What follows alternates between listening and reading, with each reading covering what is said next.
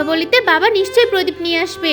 বাবা কি হয়েছে তোমার? জানি না রে বাবু, সকাল থেকে মাথাটা খুব ঘুরছে আর জ্বরও এসেছে আমার। বাবা তুমি আমাকে টাকা দাও, আমি তোমার জন্য ওষুধ এনে দিচ্ছি।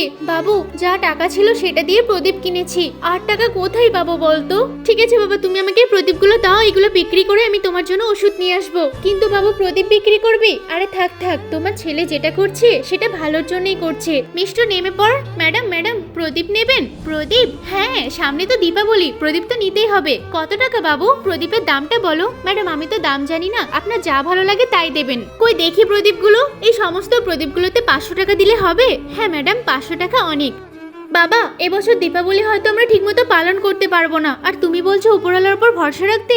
বাবা তুমি প্রদীপ কয় টাকার কিনেছিলে? আমার কাছে 100 টাকা ছিল, ওটা দিয়ে নিয়ে এসেছি।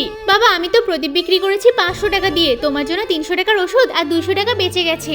দেখলে আমি বলেছিলাম না উপরওয়ালার উপর ভরসা রাখতে, এখন বিশ্বাস হলো তো?